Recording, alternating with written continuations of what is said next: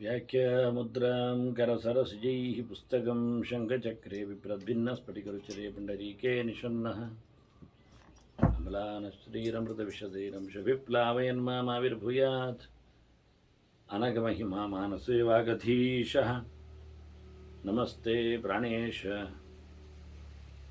प्रणतविभवायावनिमगाः नमस्वामिन् रामप्रियतमा नमन् गुरुगुण नमस्तुभ्यं भीमप्रबलतमकृष्णेष्ट भगवन् नमः श्रीमन्मध्वप्रदिश सुदर्शन्नो जय जय श्रीगुरुभ्यो नमः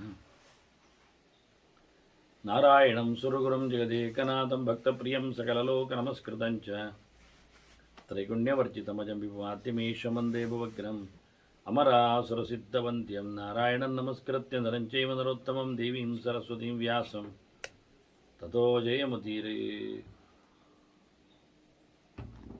ವೇದವ್ಯಾಸರ ಮಹಾಭಾರತದ ಚಿಂತಕರಿಗೆ ವಂದನೆಗಳು. ಅನುಶಾಸನ ಪರ್ವದ 72ನೆಯ ಪ್ರವಚನ.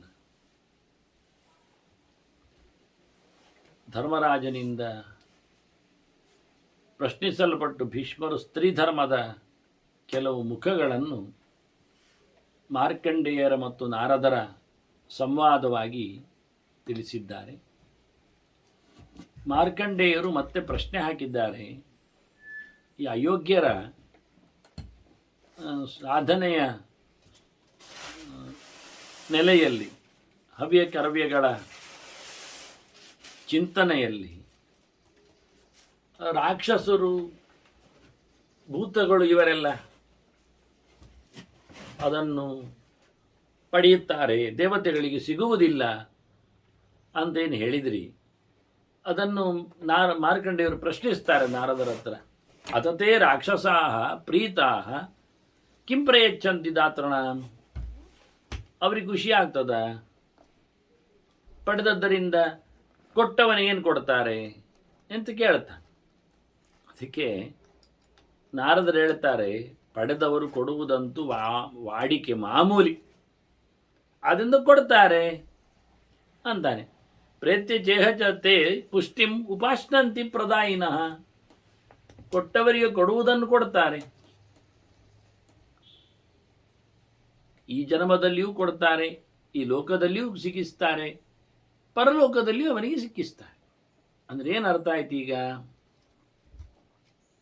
ಈಗ ರಾಕ್ಷಸರು ನಮ್ಮ ಪಾಲನ್ನು ಪಡೆದರು, ಅಯೋಗ್ಯನಾದವ ಮಾಡಿದ, ಈಗ ಮಂತ್ರಹೀನವಾದ ಅಂತಲೇ ಹೇಳಿದ್ದಲ್ಲ, ನ್ಯಾಯ ಅಲ್ಲದ ಊಟೋಪಚಾರ ಅಂತ ಹೇಳಿದ್ದಲ್ಲ, ಅದರಿಂದ ದೇವತೆಗಳಿಗೆ ಅದು ಸಿಗುವುದಿಲ್ಲ ಅಂತ ಎನ್ನುವುದು ಖಾತ್ರಿ ಆಯ್ತು. ರಾಕ್ಷಸರಿಗೆ ಹೋಗ್ತದೆ ಅಂತ ಹೇಳಿ ಆಯ್ತು ನಾವೀಗ. ಇದಕ್ಕೊಂದು ಉದಾಹರಣೆ ಅಂದರೆ, ಇದಕ್ಕೆ ಸಂವಾದವಾದ ಚಿಂತನೆ. ಬಲಿರಾಜ ಕೇಳ್ತಾನೆ ವಾಮನನ ಹತ್ರ, ನನಗಿನ್ನೇನಿಲ್ಲ ಆಯ್ತಲ್ಲ, ನನಗಿನ್ನೇನು ಸಿಗುತ್ತೆ ಅಂತ. ಅದಕ್ಕೆ ವಾಮನ ಹೇಳಿದ್ದು, ಯಾವುದು ಕುಂಡದಲ್ಲಿ ಆಹುತಿ ಕೊಡಲ್ಪಡುತ್ತದೆ, ಕೆಲವೊಮ್ಮೆ ಕುಂಡದಿಂದ ಹೊರಗೆ ಬೀಳ್ತದಲ್ಲ ಹೋಮದಲ್ಲಿ ಆಹುತಿ ಕೊಡುವಾಗ, ಅದು ನಿನಗೆ ಅಂತ ಹೇಳಿದರು ಅವರು. ಅಂದರೆ ಆಗಂತೂ ಕುಂಡವೇ ಸ್ಪಷ್ಟವಾಗಿ ಆಗುವುದು, ಚಂದವಾಗಿ ಆಹುತಿ ಕೊಡ್ತಾರೆ, ಬೀಳುವುದು ಬಹಳ ಕಡಿಮೆ. ಆದರೂ ಕುಂಡಕ್ಕಿಂತ ಹೊರಗೆ ಬೀಳುತ್ತದೆ ಎನ್ನುವುದು ಅರ್ಥ ಆಯಿತು. ಅಂದರೆ ಅಗ್ನಿಗೆ ಬೀಳುವುದಿಲ್ಲ ಅಂತ ಅರ್ಥ ಆಯಿತು. ಮತ್ತೆ ಹೆಕ್ಕಿ ಆಗ್ತಾರೆ ಕೆಲವರು ಹೊರಗೆ ಬಿದ್ದದ್ದನ್ನೆಲ್ಲ, ಅದು ಸಮಯ ಇಲ್ಲ.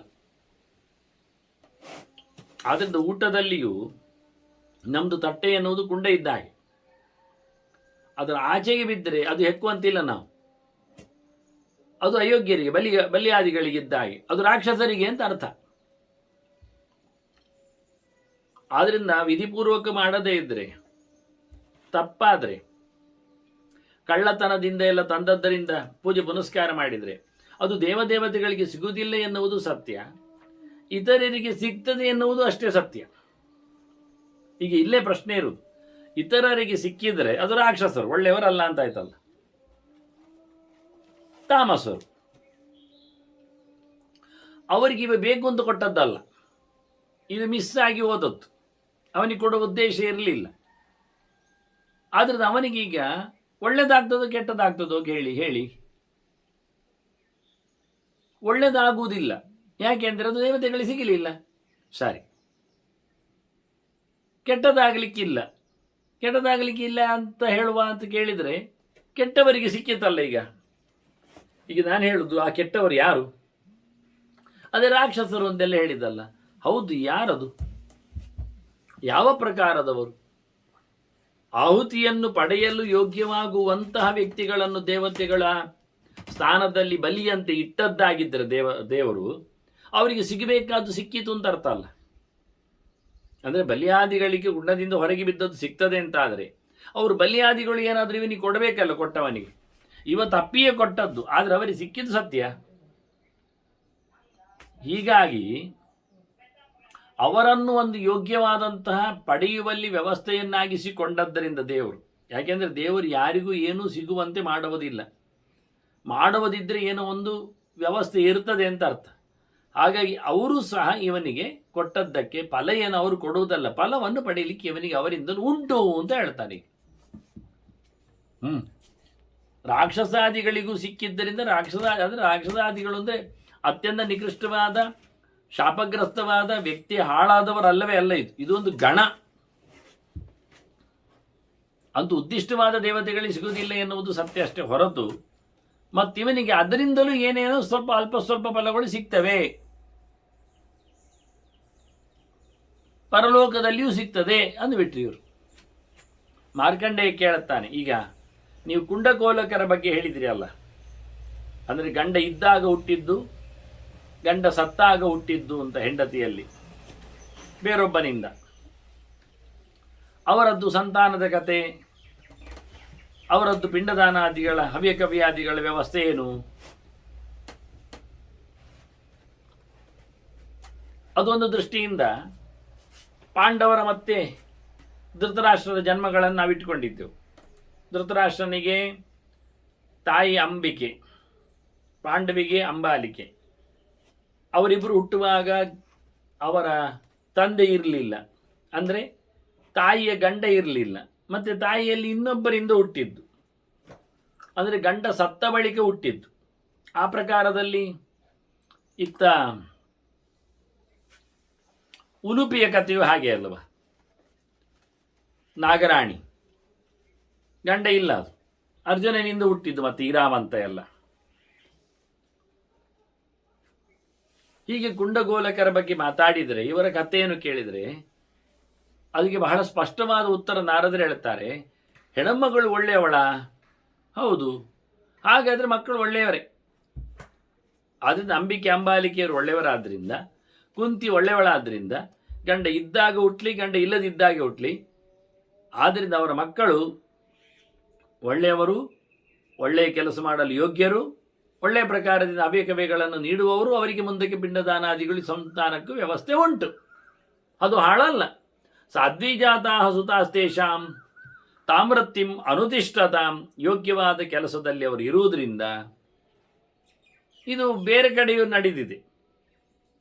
ವಂಶದಲ್ಲಿ ಇಲ್ಲ ಅಂದಾಗ ವಸಿಷ್ಠರಿಂದಲೇ ಅಲ್ಲ, ಸೂರ್ಯವಂಶದಲ್ಲಿ ಅದು ಕಲ್ಮಾಶಪಾದನ ಗಲಾಟೆಗಳಲ್ಲೆಲ್ಲ, ಮದಯಂತಿಯ ವಿಷಯದಲ್ಲೆಲ್ಲ ಆಗಿದೆ. ಆದ್ದರಿಂದ ಒಳ್ಳೆಯ ಹುಡುಗಿಯಲ್ಲಿ ಹುಟ್ಟಿದ್ದರೆ ಅವರು ತಮ್ಮ ಧರ್ಮವನ್ನು ಅನುಸರಿಸಿಕೊಂಡು ಬರ್ತಾ ಇದ್ದಾರೆ ಅಂತಾದರೆ ಅವರು ಕೊಟ್ಟಿರತಕ್ಕಂಥ ಕೈಂಕರ್ಯಗಳನ್ನು ದೇವತೆಗಳು ಪಿತೃಗಳು ಸ್ವೀಕಾರ ಮಾಡ್ತಾರೆ. ಪ್ರೇಣಂತಿ ಪಿತೃದೈವತ್ಯಂ ಹವ್ಯ ಕವ್ಯ ಸಮಾಹಿತಾ, ಪಿತೃಗಳಿಗೂ ದೇವತೆಗಳಿಗೂ ಖುಷಿ ಆಗ್ತದೆ, ಏನು ಸಮಸ್ಯೆ ಇಲ್ಲ. ಏವಂ ಗೋಲಕ ಕುಂಡಾಭ್ಯಾಂ ಯೇ ಚ ವರ್ಣಾಪದೇಶಿನಃ ಹವ್ಯಂ ಕವ್ಯಂಚ ಶುದ್ಧಾನಾಂ ಪ್ರತಿಗೃಹಂತಿ ದೇವತಾ. ಹೀಗೆ ಅವರಿಗೆ ಮಾಡಿದ ಕರ್ಮಾಂಗಗಳಲ್ಲಿಯೂ ಸಹ ದೇವದೇವತೆಗಳಿಗೆ ಪಿತೃಪಂಕ್ತಿಗಳಲ್ಲಿ ಪ್ರವೇಶಾದಿಗಳ ವ್ಯವಸ್ಥೆ ಇದೆ. ಅದೇನು ಹಾಳು ಸಂತಾನ ಅಂತ ಅನಿಸಿಕೊಳ್ಳುವುದಿಲ್ಲ. ಈಗ ಮಾರ್ಕಂಡೇಯರು ಮತ್ತೆ ಕೇಳ್ತಾರೆ, ನೋಡಿ, ಹೆಣ್ಣಿನ ವಿಷಯಗಳಲ್ಲಿ ಕೆಲವು ಸಂಗತಿಗಳನ್ನು ನಾನು ಕೇಳಬೇಕು, ಗಂಡಿನ ವಿಷಯದಲ್ಲಿ ಹೇಳಿದೆ. ಅದರಿಂದ ಪ್ರಮದಾನ ಅಂತೂ ಚಾಪಲ್ಲಿಯೇ ದೋಷವಿಚ್ಛಾಮಿ ವೇದಿತು. ಅವರಲ್ಲಿ ಏನು ತಪ್ಪಾಗ್ತದೆ, ಏನು ಗಲಾಟೆ ಆಗ್ತದೆ, ಏನು ಹೇಸಿಗೆ ಇರ್ತದೆ? ಹೆಣ್ಣುಗಳು ಹೇಸಿಗೆ ಆದಾಗ, ದಾರಿ ತಪ್ಪಿದಾಗ, ವ್ಯಭಿಚಾರಿಣಿಯರಾದಾಗ, ವೇಶ್ಯರನ್ನು ಅನಿಸಿಕೊಂಡಾಗ ಅನ್ನುವುದರ ಬಗ್ಗೆ ಇವನ ತಲೆಯಲ್ಲಿ. ಹಾಗಾಗಿ ಅದನ್ನು ತಿಳಿಸಬೇಕು ಅಂತ ಹೇಳ್ತಾನೆ. ಹೆಣ್ಣಿನ ಚಾಪಲದ ಬಗ್ಗೆ ಹೇಳಬೇಕಲ್ಲ. ನಾರದರು ಹೇಳ್ತಾರೆ, ಏಕವರ್ಣೆ ವಿದೋಷಂತು ಗಮನಂ ಪೂರ್ವಕಾಲಿಕ. ನೋಡಿ, ಬ್ರಹ್ಮದೇವ ಸೃಷ್ಟಿಯನ್ನು ಮಾಡಿದವ, ವಿಷ್ಣು ಅದಕ್ಕೆ ಅಧಿಕಾರಿಯಾಗಿ ಪಾಲನೆಯಲ್ಲಿ ಇದ್ದಾನೆ. ಅವರೆಲ್ಲ ವ್ಯವಸ್ಥೆ ಮಾಡಿದ್ದಾರೆ ಪಾಲಕರು ವಿಷ್ಣು. ಹಾಗಾಗಿ ಸಮಾನ ಜಾತಿಯವನಲ್ಲಿ ಅಂದರೆ ಹೆಣ್ಣಿನ ಬಗ್ಗೆ ಮಾತಾಡೋದು.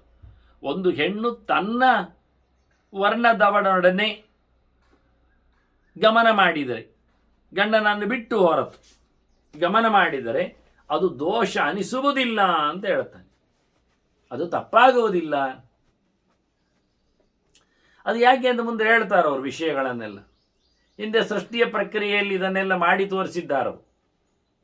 ಬ್ರಹ್ಮನ ವ್ಯವಸ್ಥೆ ಹಾಗೆ, ಭಗಲಿಂಗಗಳ ಪ್ರಕಾರಗಳು ಇದು ಲೋಕದಲ್ಲಿ. ಇದರಲ್ಲಿ ಇವರಿಬ್ಬರ ಸಂಯೋಗದ ವ್ಯವಸ್ಥೆ, ಅಲ್ಲಿಂದ ಸೃಷ್ಟಿಯ ಕ್ರಮ. ಇಲ್ಲಿ ದೇವರು ವಿಷ್ಣುವೇ ಒಂದು ದೊಡ್ಡ ವರ ಕೊಟ್ಟು ಬಿಟ್ಟಿದ್ದಾನೆ. ಅಥ ವಿಷ್ಣು ಪ್ರಸಾದೇನ ಭಗೋ ದತ್ತವರಕ್ಕಿಲ್ಲ ಅಂತ. ಅಲ್ಲಿ ಸ್ತ್ರೀಯರಿಗೆ ಅವನು ವಿಶೇಷವಾದಂತಹ ಮನ್ನಣೆಯನ್ನು ಕೊಟ್ಟು ಬಿಟ್ಟಿದ್ದಾನೆ ವಿಷ್ಣು.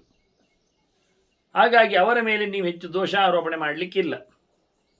ಅವರು ಏನು ಬೇಕಾದರೂ ಇಡೀ ಲೋಕವನ್ನೇ ಆಳಲಿಕ್ಕೆ ಸಮರ್ಥರಿರ್ತಾರೆ. ಯಾಕೆ ದೇವರ ವರ ಉಂಟು ಅವರಲ್ಲಿ.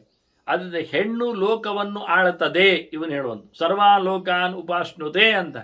ಎಲ್ಲ ಜನರನ್ನು ಸಹ ಅದು ಕಬಳಿಸುತ್ತದೆ, ಒಳಗೆ ನುಂಗಿ ಆಗ್ತದೆ.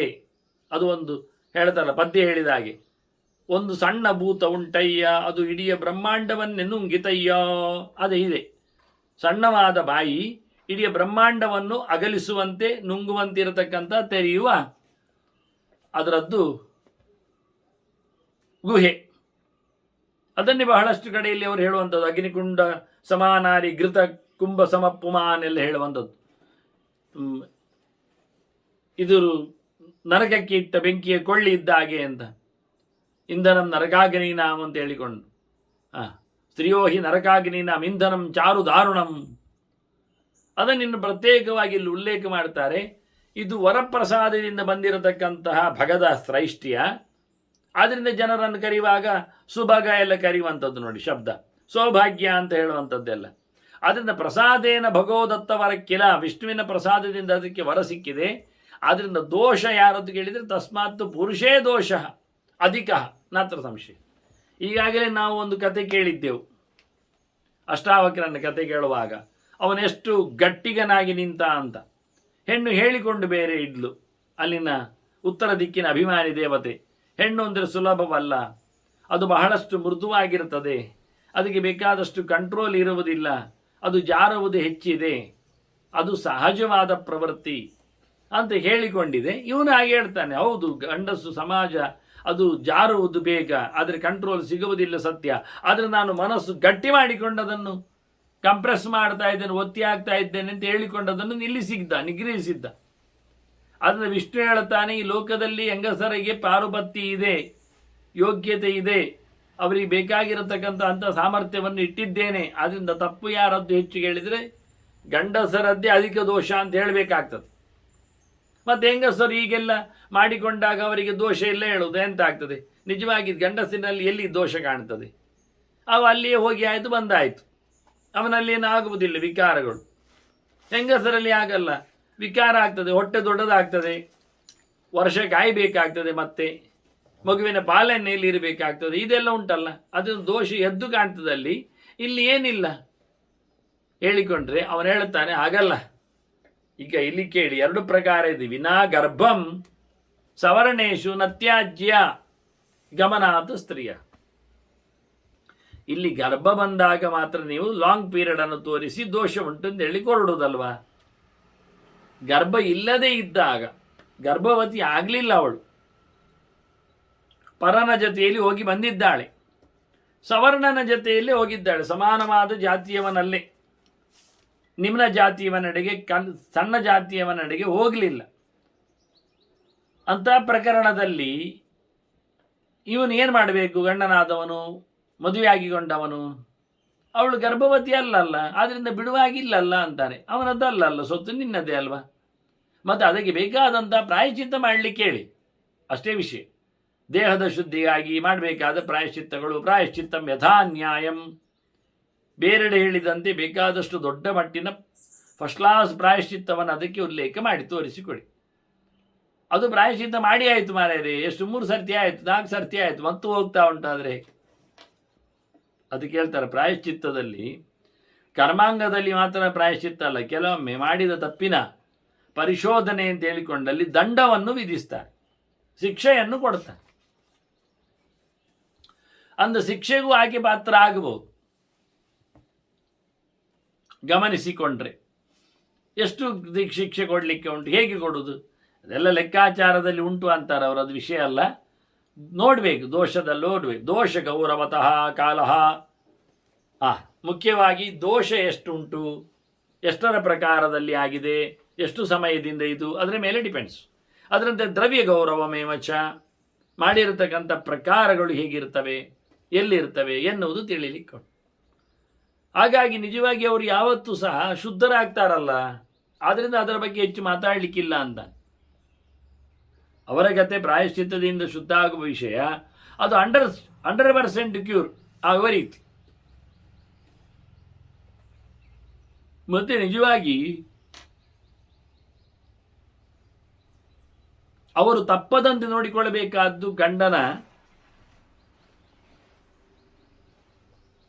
ನಿಜವಾದ ಕರ್ತವ್ಯ. ಇಲ್ಲಿ ಸೋತದ್ದು ಯಾರು ಅಂತ, ಹೆಣ್ಣು ಮನೆಯವಳು ಬೇರೆಯವನ ಜೊತೆಯಲ್ಲಿ ಹೋಗಿದ್ದಾಳೆ ಅಂದ ತಕ್ಷಣ ಇಲ್ಲಿ ನಿಜವಾಗಿ ಜವಾಬ್ದಾರಿ ಯಾರಿಗಿರುವಂಥದ್ದು? ಗಂಡನಾದವನಿಗೆ. ಯಾಕಂತ ಅವಳು ಹೊರಟೋದ್ಲು, ಅದರ ಬಗ್ಗೆ ತುಂಬ ಜಿಜ್ಞಾಸೆಗಳು ನಡೀತವೆ ವಾಸ್ತವವಾಗಿ. ಅದನ್ನು ಇಲ್ಲಿ ಹೇಳ್ತಾನೆ, ಮುಖ್ಯವಾಗಿ ಮೊದಲು ರಕ್ಷಣೆ ಮಾಡಲಿಕ್ಕೆ ಕಲಿಬೇಕವನು. ರಕ್ಷ್ಯಾಶ್ಚೈವ ಅನ್ಯ ಸಂವಾದೈಹಿ, ಆದಷ್ಟು ಅವರು ಇನ್ನೊಬ್ಬರ ಜೊತೆಯಲ್ಲಿ ಮಾತಾಡಲಿಕ್ಕೆ ಹೋಗಬಾರದು.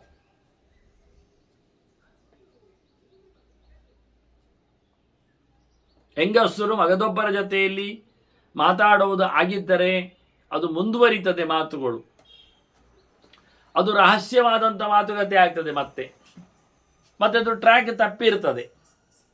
ಮತ್ತೆ ಅದು ಇನ್ಯಾವುದೋ ಪ್ರಕಾರದಲ್ಲಿ ಹನಿ ಟ್ರ್ಯಾಪಿಗೋ ಬ್ಲ್ಯಾಕ್ ಮೇಲಿಗೋ ಹೋಗಲಿಕ್ಕೆ ಸಾಧ್ಯ ಇರ್ತದೆ. ಆದ್ದರಿಂದ ಆದಷ್ಟು ಇನ್ನೊಬ್ಬರ ಜೊತೆಯಲ್ಲಿ ಮಾತುಕತೆಯನ್ನು ಮಾಡುವುದು ಬಿಡುವುದು ಒಳ್ಳೆಯದು ಅಂತ.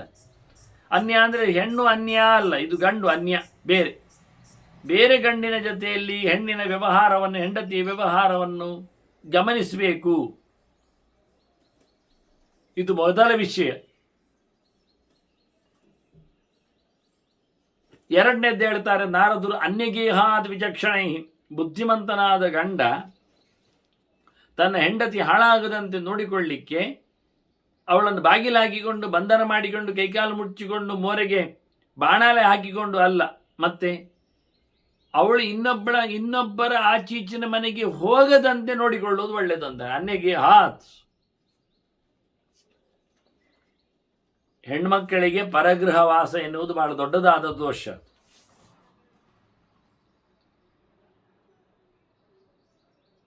ಇದನ್ನವ ಗಮನಿಸಬೇಕಾದ್ದು ಅಂತ.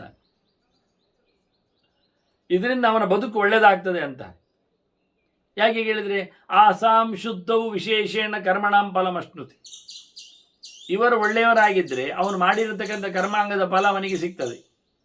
ಯಾಕೆಂದರೆ ಹೆಂಡತಿ ಇದ್ದು ಕರ್ಮಾಂಗಗಳಾಗುವುದರಿಂದ.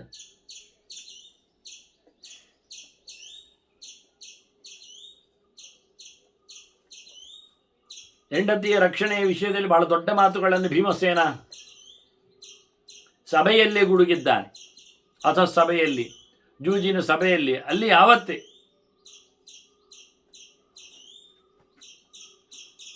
ಅದನ್ನು ಬಹಳ ದೊಡ್ಡ ಮಟ್ಟಿನಲ್ಲಿ ನಮಗೆ ಹೆಣ್ಣಿನಿಂದಾಗಿ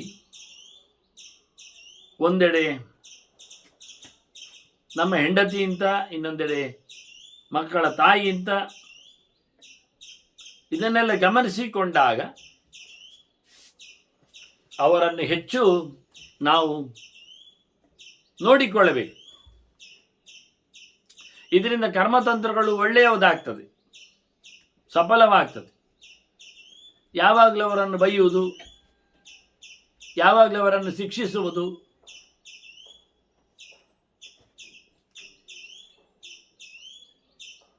ಯಾವಾಗಲೂ ಅವರನ್ನು ದುಡಿಸುವುದು, ಇದೆಲ್ಲ ಸರಿ ಇಲ್ಲ. ಇದೆಲ್ಲ ಕಾರಣ ಆಗ್ತದೆ. ಅದರಿಂದ ನೈವ ವಾಚ್ಯಾ ನವೈ ವಧ್ಯಾ ನ ಕ್ಲೇಶ್ಯಾ ಶುಭಮಿಚ್ಛತ್. ಒಳ್ಳೆಯದಾಗಲಿಕ್ಕೋಸ್ಕರ ಇವರನ್ನು ಉಪಟಳಗೊಳಿಸದೇ ಇರುವುದು ಬಹಳ ಒಳ್ಳೆಯದು ವಾಸ್ತವವಾಗಿ. ಯಾಕೆ ಕೇಳಿದ್ರು, ಅವರು ಶುದ್ಧರಾಗ್ತಾರೆ ಹೇಳಿದ್ದಲ್ಲ. ಮಾಸಿ ಮಾಸಿ ಋತುಸ್ನಾತಾಂ ದುಷ್ಕೃತಾನ್ಯ ಅಪಹರ್ಷತ್.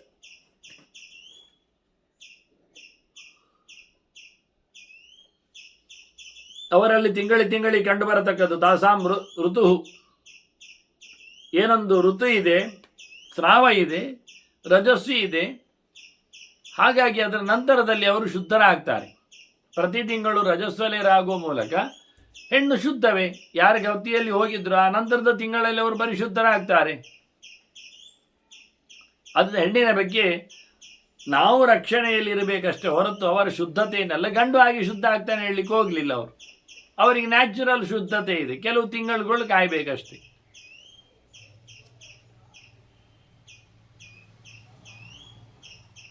ಹೀಗೆ ಗಂಡಸಿನ ದೋಷದ ಬಗ್ಗೆ ಆಧಿಕ್ಯ ಹೇಳಲಿಕ್ಕೆ ಕಾರಣವು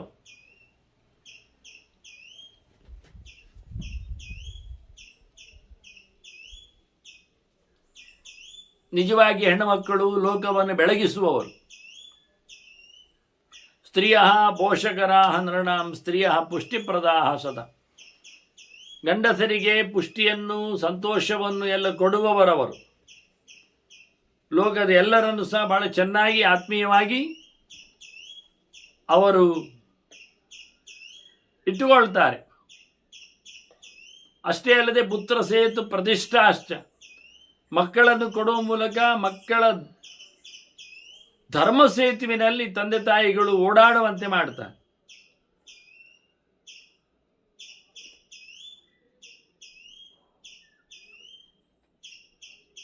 ಇದರಿಂದಾಗಿ ಹೆಣ್ಣುಗಳ ಪಾರುಪತ್ಯ ಅದು ವಿಶೇಷವಾಗಿ ಲೋಕದಲ್ಲಿದೆ. ಆದ್ದರಿಂದ ಲೋಕದಲ್ಲಿ ಸ್ತ್ರೀಯೋ ಲೋಕ ಮಹಾದ್ಯುತೆ ಅಂತ, ಲೋಕೆ ಮಹಾದ್ಯುತೆ, ಲೋಕದಲ್ಲಿ ಬಹಳ ಎತ್ತರದಲ್ಲಿ ಇರುವವರು ಅಂತ ಹೇಳಿ ಮಾರ್ಕಂಡೇಯನನ್ನು ಕರೆದು ಸ್ತ್ರೀಯರ ಬಗ್ಗೆ ಉಲ್ಲೇಖ ಮಾಡಿದ. ಆಗ ಮಾರ್ಕಂಡೇಯರು ಹೇಳ್ತಾರೆ, ಒಬ್ಬನಿಗೆ ಹೆಚ್ಚು ಹೆಂಡತಿಯರಿದ್ರೆ ಏಕಸ್ಯ ಬಹುಭಾರ್ಯಸ್ಯ ಧರ್ಮಮಿಚ್ಛಾಮಿ ವೇದಿತು. ಅವನ ಧರ್ಮ ಏನು ಹೇಳು? ಸಹಧರ್ಮದ ಚಿಂತನೆ ಬಂದಿತ್ತು ಆಗ.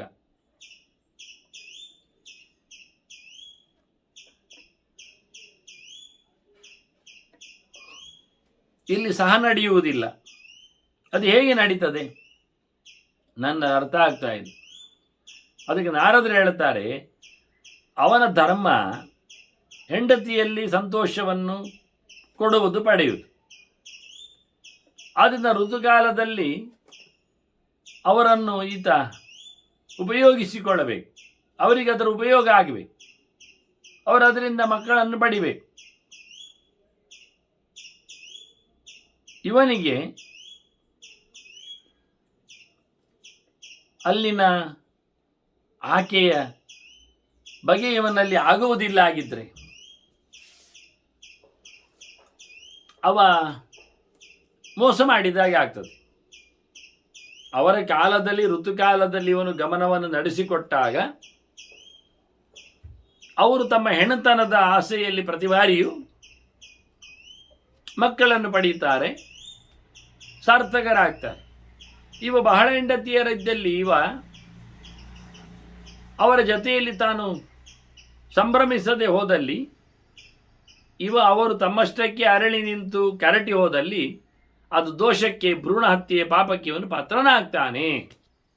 ಇವನೇನು ಬೀಜವನ್ನು ಬಿತ್ತದೇ ಇರೋದ್ರಿಂದ, ಅವರು ಗರ್ಭವತಿ ಆಗದೇ ಇರೋದ್ರಿಂದ ಅದರ ಪಾಪ ಇವನಿಗೆ ಕಾಣ್ತದೆ.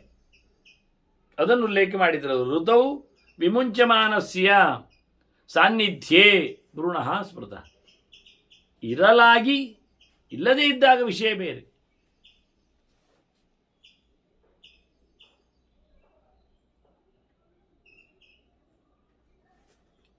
ಹತ್ತಿರದಲ್ಲಿ ಇರಲಾಗಿ ಸಂತೋಷಗೊಳಿಸದಿದ್ದರೆ ಅವನು ಪಾಪಿಯೇ ಆಗ್ತಾನೆ.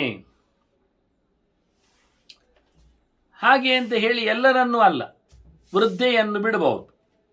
ವೃದ್ಧಾಂ ವಂಧ್ಯಾಂ, ಬಂಜೆಯನ್ನು ಬಿಡಬಹುದು. ಅವಳು ಮಕ್ಕಳನ್ನು ಹೆರುವ ಸಾಧ್ಯತೆಯಲ್ಲಿ ಇಲ್ಲದವಳು. ಅದರಂತೆ ಸುವ್ರತಾಂಚ, ವ್ರತನಿಷ್ಠಳಾಗಿದ್ದಾಳಲ್ಲ ಅವಳು ಸಿಗುವುದಿಲ್ಲ ನಮಗೆ. ಆ ಹೊತ್ತಿನಲ್ಲಿ ಅವಳು 10-50 ದಿವಸದ ವ್ರತವನ್ನು ಮಾಡ್ತಾ ಇರ್ತಾಳೆ, ಸಮಯದಲ್ಲಿಯೂ ದಿನಗಳಲ್ಲಿಯೂ. ಅಂಥವಳನ್ನು ಇವ ಪಡಿಬೇಕಾಗಿಲ್ಲ. ಮತ್ತೆ ಮೃತಾಪತ್ಯಾಮ ಹೇಳ್ತಾರೆ, ಮಕ್ಕಳು ಸತ್ತಿದ್ದವಳ ಬಗ್ಗೆಯೂ ಇವನು ಗಮನ ಕೊಡಬೇಕಾಗಿಲ್ಲ ಅಂತ. ಸಾಯೋ ಮಕ್ಕಳನ್ನು ಪಡೆಯುವುದು ಅದು ಹೆಣ್ಣಿನ ದೋಷ ಅನ್ನುವ ಹಾಗೆ ಸ್ಪಷ್ಟಪಡಿಸ್ತಾರೆ. ಮತ್ತೆ ಅಪುಷ್ಪಿಣೀಂ ಕನ್ಯಾಂಚ ಅಪುಷ್ಪಿಣಿ, ಇನ್ನು ಬೆಳೆಯದವಳು ಕನ್ನಿಕೆ, ಮದುವೆ ಆಗಲಿಕ್ಕೆ ಉಂಟು, ಅದು ಬಹುಬಾರಿ ಆಗ್ತಾನೆ, ಆದರೆ ಅವಳನ್ನು ಉಪಯೋಗಿಸುವಂತಿಲ್ಲ. ಯಾಕೆ? ಕನ್ನಿಕೆ ಅವಳು. ಅದು ಸರಿ. ಯಾರನ್ನೆಲ್ಲ ಉಪಯೋಗಿಸ್ಲಿಕ್ಕೆ ಇಲ್ಲ ಎನ್ನುವುದು ಇವನು ಕೇಳಿದ ಪ್ರಶ್ನೆಗಳಿಗೆ ಉತ್ತರವಾಗಿ. ಮತ್ತೆ ಬಹುತ್ರಾಂಚ, ತುಂಬ ಮಕ್ಕಳಿದ್ದವಳಿಗೂ ಮಕ್ಕಳು ಕೊಡುವಾಗಿಲ್ಲ ಅಂತ. ಅದನ್ನ ಮಕ್ಕಳಿಲ್ಲದವಳು, ಹೆಚ್ಚು ಮಕ್ಕಳಿನವಳು, ಎರಡೂ ಆಗುವುದಿಲ್ಲ.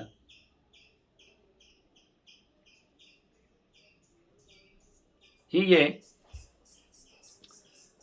ಬಹುಬಾರಿಯರಲ್ಲಿ ಗಮನವನ್ನು ಮಾಡದೆ ಹೋದಲ್ಲಿ ದೋಷ ಎಷ್ಟಿರ್ತದೆ ಅಂತ ಗಂಡನಾದವನಿಗೆ ಹೇಳುತ್ತಾ, ಇಂಥವರನ್ನು ಎಕ್ಸ್ಕ್ಯೂಸ್ ಮಾಡ್ಬೋದು, ಹೋಗದೇ ಇರಬಹುದು, ಸಮಸ್ಯೆ ಆಗುವುದಿಲ್ಲ ಅಂತ.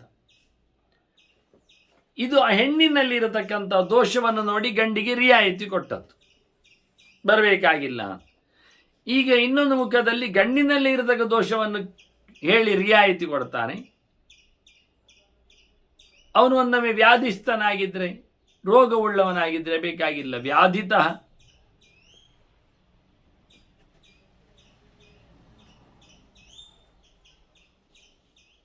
ಮತ್ತೆ ಅಷ್ಟೇ ಅಲ್ಲ, ಅವನು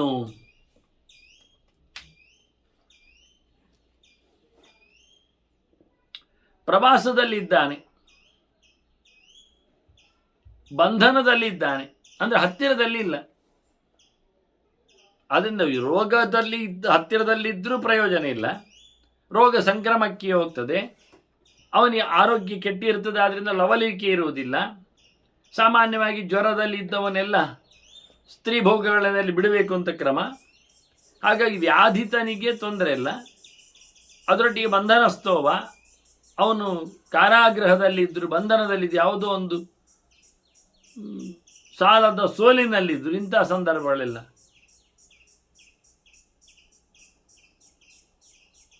ಕೊನೆಗೆ ಪ್ರವಾಸದ ಬಗ್ಗೆ ಹೇಳಿದ್ರು. ಈ ಊರಲ್ಲೇ ಇಲ್ಲವ, ಅಂಥವರಿಗೆ ತೊಂದರೆ. ಮಾಪಿ ಉಂಟು ಪ್ರವಾಸೇಶ್ವಥ. ಮತ್ತು ಪರ್ವಕಾಲದಲ್ಲಿ ಬರಬೇಕಾಗಿಲ್ಲ, ಅದು ತಪ್ಪು, ಬರಲಿಕ್ಕಿಲ್ಲ. ಅಂದರೆ ರಾತ್ರಿ ನಿಯಮದಲ್ಲಿ ಪರ್ವಕಾಲ ಎನ್ನುವುದು ಎಂಥ ಚಂದ ಇದ್ದವಳಿಗೂ ಯೋಗ್ಯತೆ ಇದ್ದವರಿಗೂ ವಿಷಯನ ಕೇಳಿದರೆ ಪರ್ವಕಾಲ, ದಶಮಿ, ಏಕಾದಶಿ, ದ್ವಾದಶಿಗಳು ಮತ್ತು ಹುಣ್ಣಿಮೆ ಅಮಾವಾಸ್ಯೆಗಳು ಮತ್ತು ಸಂಕ್ರಾಂತಿ,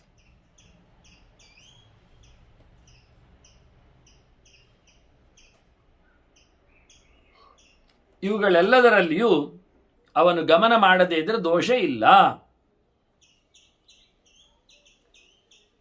ಇದು ಮುಖ್ಯವಾದ ಸಂಗತಿ ವಾಸ್ತವವಾಗಿ. ಯತ್ರ ಕಾಲೇತು ನಾರೀಣಾಂ ಭ್ರೂಣಹತ್ಯಾಂ ಪ್ರಮುಂಚತಿ. ಮಾರ್ಕಂಡೇಯರು ಮತ್ತೆ ಇನ್ನು ವಿಷಯದ ಬಗ್ಗೆ ಚಿಂತನೆಯನ್ನು ಕೇಳ್ತಾರೆ ಅವರು. ಈಗ ವೇಶ್ಯೆ ಇದ್ದಾಳಲ್ಲ, ಅವಳ ಕಥೆ ಎಂಥದ್ದು ಅದು ಹೇಳಬೇಕು ನಮಗೆ. ಅವರಲ್ಲಿ ಹುಟ್ಟಿದವರು ವೇಶ್ಯ ನಾರಿಷಿಯೇ ಜಾತಾ ಪರಪ್ರೇಷ್ಯಾಸುವ ಸುತಾಹ, ಇಟ್ಟುಕೊಂಡವಳು. ಇಂಥವರ ಬಗ್ಗೆ ಕಸ್ಯತೆ ಬಂಧು ದಾಯಾದ, ಅವರು ಯಾರಿಗೆ ಬಿಂಡ ಹಾಕ್ತಾರೆ, ಯಾರಿಗೆ ಬಿಂಡಕ್ಕೆ ತಗೊಳ್ಳಿಕ್ಕೆ ಬರ್ತದೆ. ಈಗ ಯಾರ್ಯಾರೋ ಜೊತೆಯಲ್ಲಿ ಹೋಗುವವರು ಏನೊಂದು ವೇಶ್ಯೆ ಅಂತ ಹೇಳ್ತೀರಿ, ಅವಳ ವಿಷಯದಲ್ಲಿ ಬಹಳ ಸುಲಭ. ಮಕ್ಕಳೇನು ಅಂತ ಕೇಳಿದರೆ, ಪಣ್ಯಸ್ತ್ರೀಷು ಪ್ರಸೂತಾಯೇ ಯಸ್ಯ ಸ್ತ್ರೀ ತಸ್ಯ ತೇ ಸುತಾಹ. ಅದು ಯಾರ ಮಗು ಅಂತ ಗೊತ್ತುಂಟಲ್ಲ, ಅವರದ್ದು ಮಗು. ವೇಶ್ಯವೊಂದೊಮ್ಮೆ ಹೆತ್ತರೆ ಅದು ಯಾರು ಜತೆಯಾಗಿದ್ದಾರೋ ಅವರದ್ದೇ ಮಗುವಲ್ಲ ಅದು. ಅವಳು ಯಾರವಳು ಅಂತ ಇಲ್ಲಲ್ಲ. ಈಗ ಪರಸ್ತ್ರೀ ಒಂದೊಮ್ಮೆ ಒಬ್ಬಳು ಸ್ತ್ರೀ ತನ್ನ ಗಂಡನಲ್ಲದೆ ಇನ್ನೊಬ್ಬರಿಂದ ಗರ್ಭವನ್ನು ಪಡೆದರೆ ಅದರ ಅಪ್ಪ ಯಾರು ಅಂತ ಹೇಳುವುದು ನಮಗೆ ಗೊತ್ತುಂಟು, ಮದುವೆ ಆದವನಲ್ಲ ಅಂತ. ಆದರೆ ಮದುವೆ ಆದವನು ಅದಕ್ಕೆ ಪಾತ್ರನ ಆಗ್ತಾನೆ ಅವನಂತ ಕ್ಷೇತ್ರ ಆದ್ರಿಂದ ಅಂದರೆ ನಮಗೆ ಗೊತ್ತುಂಟು.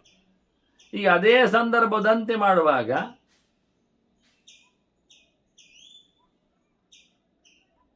ಬೇರೆಯವನೇ ಪರಿಪೂರ್ಣವಾಗಿ ಇವಳನ್ನು ಆಧರಿಸಿಕೊಳ್ತೇನೆ ಅಂತಾದರೆ ಇವಳು ಯಾರವಳು ಅಲ್ಲ. ಆದ್ರಿಂದ ಈ ಮಗುವಿನ ಸಂಗತಿ ಯಾರದ್ದು, ಯಾರು ಮಾಡಿದ್ದವನ ಅವನದ್ದೇ. ಅದು ಸೀದ ಬಂದರೆ ಕ್ರಯಾಚ ಕೃತ್ರಿಮಾಹ ಪುತ್ರ. ಇವನಿಗೆ ದುಡ್ಡು ಕೊಟ್ಟ ಹುಡುಗಿಯನ್ನು ಪಡೆದಿದ್ರೆ ದುಡ್ಡು ಕೊಟ್ಟು ತಗೊಂಬಂದ್ರೆ ಕೃತ್ರಿಮ ಆಗ್ತಾನೆ. ಪ್ರಧಾನಾಚೈವ ದತ್ರಿಮಾಹ, ಅವಳೆ ಕೊಟ್ಟು ಬಿಟ್ರೆ ದತ್ತು ಮಗ ಆಗ್ತಾನೆ, ದತ್ರಿಮಾ ಅಂತ. ಅಲ್ಲ, ಮಾರ್ಕಂಡೇಯರು ಕೇಳ್ತಾರೆ, ಈಗ ಪಣ್ಯನಾರೀತು ಅನಿಯಮಃ ಅಲ್ವಾ? ವೇಶ್ಯೆಗೆ ಯಾರು ಗಂಡ ಅಂತ ಉಂಟ? ಇಲ್ಲ. ವೇಶ್ಯೆಗೆ ಯಾರು ಗಂಡಸು ಅಂತಾದರೂ ಉಂಟ? ಅದು ಇಲ್ಲ. ಪಣ್ಯಶ್ರೀ ಹೇಳಿದಲ್ಲ ನೀವು, ದುಡ್ಡು ಕೊಟ್ಟದ್ದಲ್ಲಿ ಬರುವವಳು ಅಂತ. ಹಾಗಾಗಿ ಯಾರು ದುಡ್ಡು ಕೊಡ್ತಾನೆ ಅವಳು ಹುಡುಗಿ ಆಗ್ತಾಳೆ ಅವಳು. ಅದರಿಂದ ಮಕ್ಕಳ ಬಗ್ಗೆ ಏನು ಹೇಳುವುದು? ಕಸ್ಯ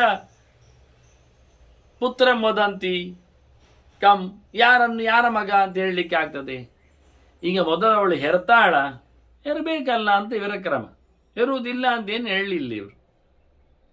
ಆದ್ದರಿಂದ ಹೆರುವುದರ ಮೂಲಕ, ಹೆತ್ತದ್ದರ ಮೂಲಕ ಅದು ಮಕ್ಕಳ ಸುದ್ದಿ ಯಾರಿಗೇನು ಅಂತ ಆಗ್ತದೋ ಇಲ್ಲವೋ?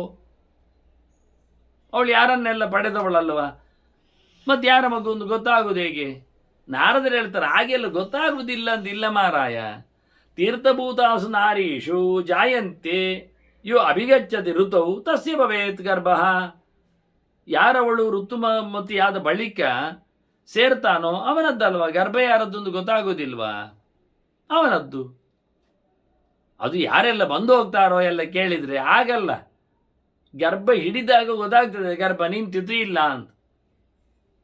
ಮತ್ತೆ ಅವಳು ಹೇಳಲಿಕ್ಕೆ ಯಾರದ್ದು ಏನು ಅಂತ, ಎಂವಾ ನಾರಿ ನಶಂಕತೆ, ಇವನು ಅಂತ, ಇವನ ಬಗ್ಗೆ ನೋ ಡೌಟ್ ಅಂತ ಯಾರು ಹೇಳ್ತಾಳೆ ಅವಳು, ಅದು ಅವಳಿಗೆ ಗೊತ್ತಾಗೋದಲ್ಲ ಇದ್ದಿವನದ್ದೇ ಅಂತ. ಮತ್ತೆ ಬೇಕಾದಷ್ಟು ಕಡೆ ಯಾರದ್ದು ಏನು ಅಂತ ಹೇಳಲಿಕ್ಕೆ, ಅಂದರೆ ಇಲ್ಲಿ ಧರ್ಮಶಾಸ್ತ್ರ ಪ್ರಕಾರ ಕೇಳಿತ್ತು.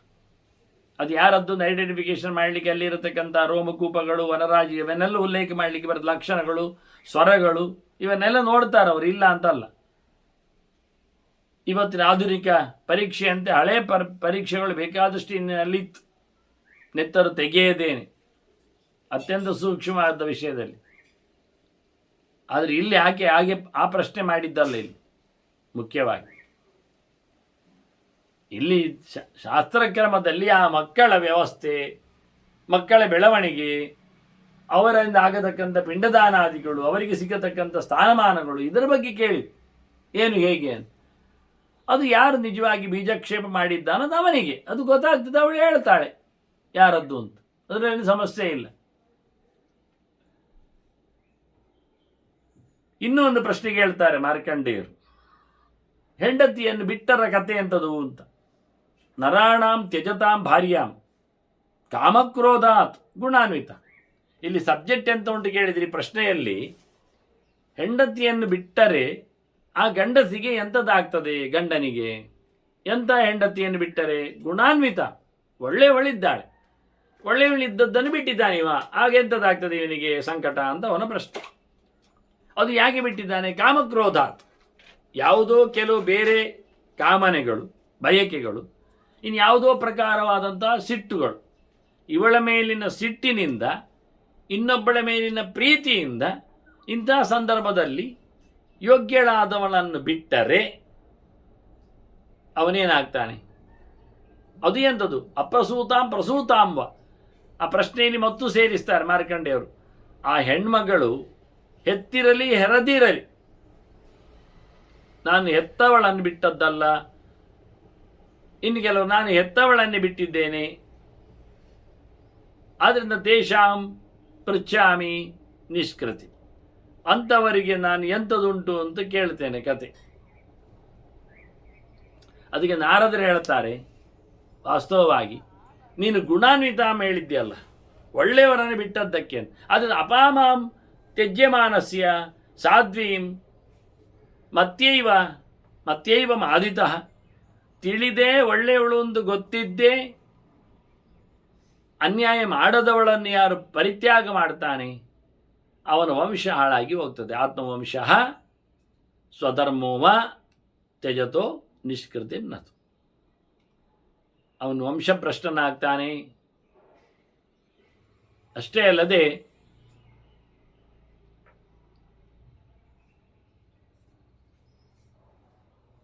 ಅವನಿಗೆ ಒಳ್ಳೆಯದಾಗುವುದಿಲ್ಲ ಅಂತ ಹೇಳಿಬಿಡ್ತಾರೆ ಅವರು. ಅವನ ಧರ್ಮ ಮಾಡಿದಂತಾಗಲಿಲ್ಲವ. ಒಳ್ಳೆಯವಳನ್ನು ಬಿಡುವ ಮೂಲಕ ಕೆಟ್ಟವಳಲ್ಲದವಳನ್ನು ಬದಿಗಿರಿಸುವ ಮೂಲಕ ಅವನು ಮಾಡಿದ ತಪ್ಪಿಗೆ ನಿವೃತ್ತಿ ಇಲ್ಲ, ಪ್ರಾಯಶ್ಚಿತ್ತ ಇಲ್ಲ.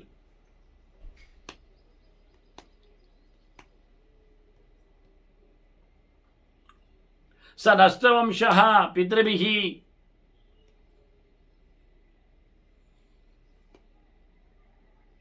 ಅಷ್ಟೇ ಅಲ್ಲದೆ ಯುಕ್ತ ತ್ಯಜ್ಯೇತ ದೈವತೈ. ಅವನ ವಂಶ ಹಾಳಾಗ್ತದೆ, ತಂದೆ ತಾಯಿಯಂದಿರ ಪಾಪ ಬರ್ತದೆ.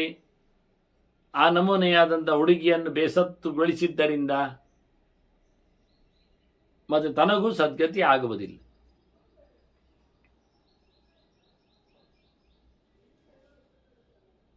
ಇದು ಪ್ರಧಾನವಾದ ಅಂಶವಾಗಿ ಉಲ್ಲೇಖ ಮಾಡ್ತಾನೆ. ಹಾಗಾದರೆ ಮಾರ್ಕಂಡೇಯರು ಹೇಳ್ತಾರೆ, ಯಾರಿಗೆ? ಕೀದೃಶೀಂ ಸಂತ್ಯಜನ್ ಭಾರ್ಯಾಂ ನರೋದೋಷೈ ನ ಲಿಪ್ಯತೆ.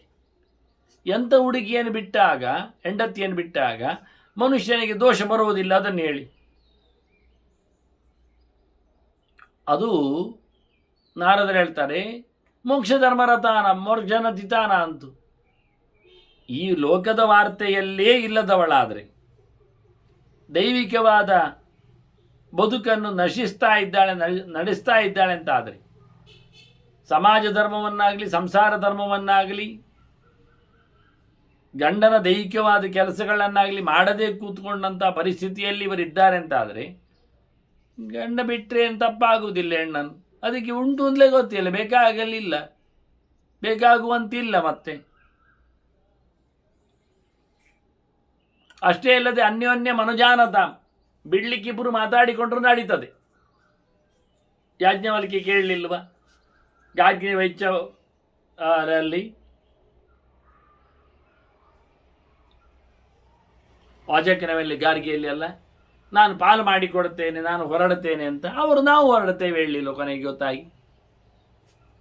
ಅದನ್ನ ಪರಸ್ಪರ ಇಬ್ಬರೂ ಸಹ ಒಂದೊಮ್ಮೆ ಬಿಡುವುದನ್ನು ಯೋಚನೆ ಮಾಡಿಕೊಂಡ್ರೂ ನಡೀತದೆ. ಬೇಡ, ಸಾಕಾಗಿದೆ ಅಂದರೆ ಈ ಲೋಕವೇ ಸಾಕಾಗಿದೆ ಅಂತ. ಅದರಿಂದ ಪರದೈವವನನ್ನು ಕಾಣಲಿಕ್ಕಿದೆ ಅಂತ ಹೇಳಿಕೊಂಡು ಎಲ್ಲವನ್ನು ತೊರೆದು ಹೋಗುವುದು ಎಲ್ಲರಿಗೂ ಉಂಟದು. ಸರ್ವಸಂಗತ್ಯಾಗ ಮಾಡುವಲ್ಲಿ ಅಲ್ಲಿ ಗಂಡ ಏನು, ಮಕ್ಕಳೇನು, ಆಸ್ತಿ ಏನು, ದುಡ್ಡೇನು, ವೃತ್ತಿ ಏನು, ಗೌರವವೇನು, ಎಲ್ಲ ಇಲ್ಲ. ಅದು ಹೆಣ್ಣಿಗೂ ಸಮಾನ ಆಗಿದೆ ಈಗ ಆ ಲೆಕ್ಕಾಚಾರದಲ್ಲಿ ಹೇಳಿದರೆ. ಅದಕ್ಕೆ ಇಬ್ಬರು ಒಪ್ಪಿಗೆ ಬದ್ದುದಾದರೆ, ಒಬ್ಬರ ಬಲಾತ್ಕಾರದಲ್ಲಿ ಅಲ್ಲ ಇಲ್ಲಿ ಬಿಡುಗಡೆ ಎನ್ನುವುದು. ನಡೀತದೆ. ಇದು ಉದಾತ್ತ ವಿಷಯ ಆಯಿತು. ಬಿಡುವುದು ಯಾಕೆ, ಯಾವಾಗ, ದೋಷ ಇಲ್ಲ ಕೇಳುವುದು. ತಪ್ಪು ಮಾಡಿ ಬಿಡುವುದನ್ನು ಹೇಳಿ ದೋಷ ಇಲ್ಲ ಹೇಳಬೇಕು ನೀವು. ಅದನ್ನು ಹೇಳುವ ಯಾರಿದ್ದಾರೆ ಏನಿದ್ದಾರೆ ಅಂತ, ಅದು ನಡೀತದೆ.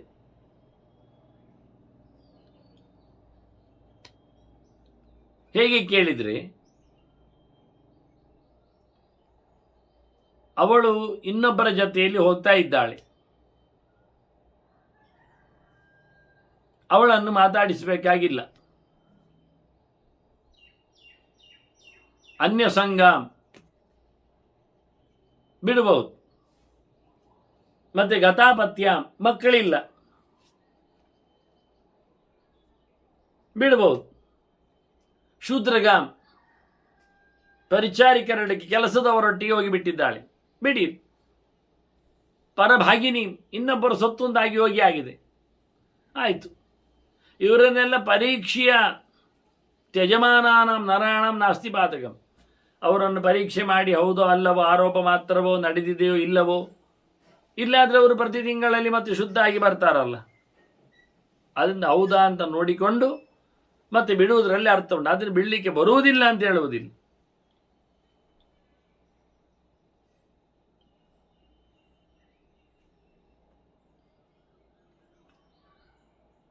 ಮತ್ತು ಮಾರ್ಕಂಡೇಯರು ಕೇಳ್ತಾರೆ,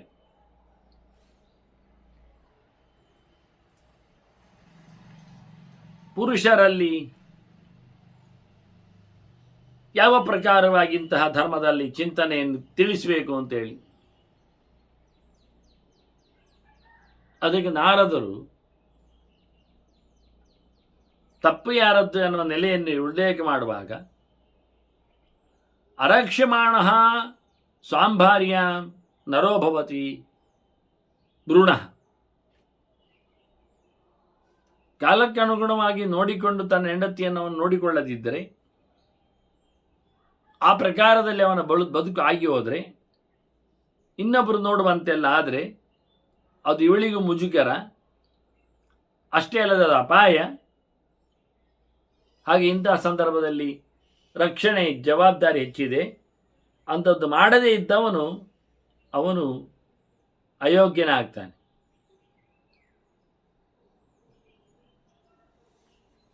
ಅದನ್ನು ಅರಕ್ಷಮಾಣ ಸ್ವಾಂಭಾರ್ಯಾಂ ನರೋ ಭವತಿ ಭ್ರೂಣ, ತನ್ನ ಗಂಡ ಹೆಂಡತಿಯನ್ನು ಕಾಯಲು ಸರಿಯಾಗಿ ಆಗದೇ ಇದ್ದವನಿಗೆ ಪಾಪ ಬರ್ತದೆ. ಮತ್ತೆ ಹೆಣ್ಣು ಇನ್ನೊಬ್ಬರ ಜೊತೆಯಲ್ಲಿ ಹೋಗ್ಲಿಕ್ಕೆ ಒಂದು ಅರ್ಥ ಇರ್ತದೆ. ಗಂಡನಲ್ಲಿ ಸಂತಾನ ಆಗಲಿಲ್ಲ ಆಕೆಗೆ, ಕೆಲವರು ಕೇಳಿ ಪಡಿತಾರೆ ಹಿಂದೆ ಬಂದಾಗಿ, ಆಗ ಕುಂಡ ಆಗ್ತಾನೆ ಅಂತ ಇಟ್ಕೊಳ್ಳುವ ನಿಯೋಗ ಪದ್ಧತಿ ಎಲ್ಲ ಬರ್ತದೆ. ಅಂತಹ ಸಂದರ್ಭಗಳು ಇಲ್ಲದೇ ಇದ್ದಾಗ, ಕಲಿಯುಗದಲ್ಲಿ ನಿಯೋಗ ಪದ್ಧತಿಗೆ ವಿರೋಧ ಇದೆ, ನಿಷೇಧ ಇದೆ.